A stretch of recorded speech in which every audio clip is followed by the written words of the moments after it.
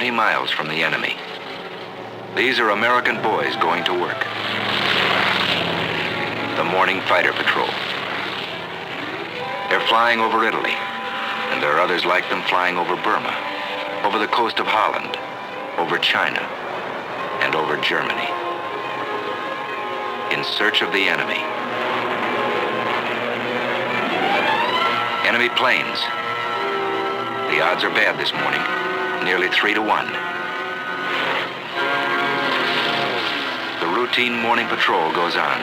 They close the range, 3,500 feet, 3,000, 2,500, 2,000. The odds are still 3-1.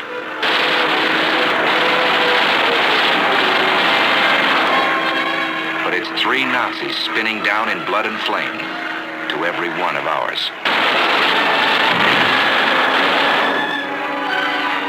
Routine morning patrol.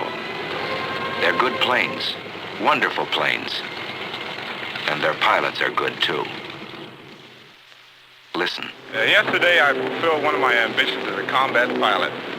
I got 1 airplane and... An American far from home, fighting a war around the world. Listen again. This was my leader, and the second ship was me, and 2 Focke-Wulfs came on my right. I turned right and put up a stone wall of bullets, and the first... A wall of bullets.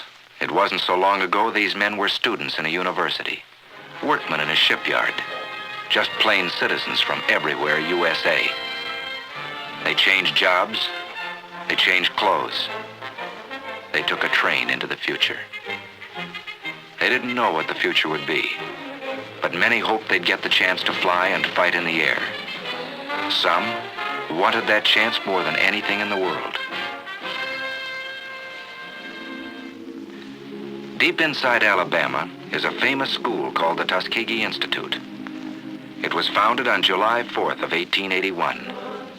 And since that Independence Day, it has graduated many thousands into agriculture, into science, into industry.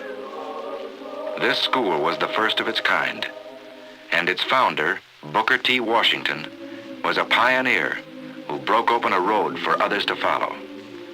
This man had a dream, and the dream became stone. He lifted the veil of ignorance from his people and pointed the way to progress through education and industry. Close to this school, close to the work this man had done, the United States government determined to build an airfield. 3 years ago, this was just another farm in Alabama. More than trees had to be cleared away. There was misunderstanding and distrust and prejudice to be cleared away. 3 years ago, there was only an idea. But ideas are powerful things. And today, there are fighter planes flying overhead.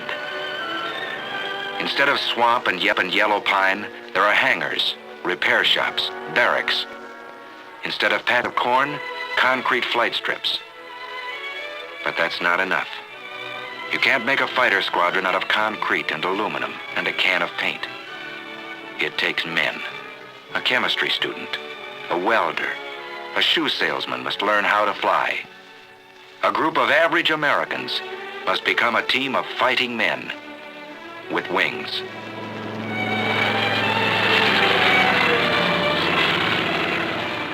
There's a new world up here. A man has to learn his way around. It takes many weeks of learning to make a fighter pilot. And a lot of that learning is done in a hard wooden chair. Because a fighter pilot is a combination of a mathematician and an athlete, a scientist and a sharpshooter. He's got to know what goes on inside his plane. The heart of his fighter is steel and copper. Its bloodstream is gas and oil. But its brain is the man who flies it. He begins in a safe, slow plane, 2 wings instead of 1. But he flies many hours inside a closed room. In the morning, he may be flying a prescribed course over a sheet of paper.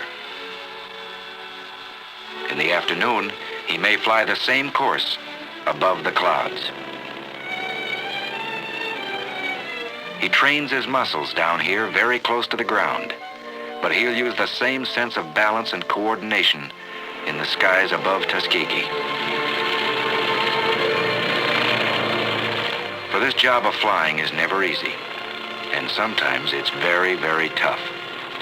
But he's learning how high and how fast and how far he must go to reach the enemy. Pilotage, dead reckoning, theory of flight, radio code. Yes, he's getting muscles in his mind. He's getting hard, keen, quick. He's coming into the clear. Here above the warm, familiar hills of Alabama, these Americans are learning to fly in those tight combat formations they'll use someday to hunt down the German and Jap above his own cities. In addition to fighter groups, a year ago this field began to train men for medium bombers. And that too was a pioneer step. But one thing it proved: you can't judge a man here by the color of his eyes or the shape of his nose. On the flight strip, you judge a man by the way he flies. Here's the answer to Adolf and Hirohito. Here's the answer to the propaganda of the Japs and Nazis. Here's the answer: wings for this man. Here's the answer: wings for these Americans. Squadron after squadron out of Tuskegee, flying P-40s first, tough little planes, then striking with Thunderbolts, P-47s, then riding the Mustangs, P-51s. No, it was never easy for these men. They were pioneers, and no pioneer has it easy. They fought lies, they fought heartbreak, and they won. Now they fight the enemy on his own soil.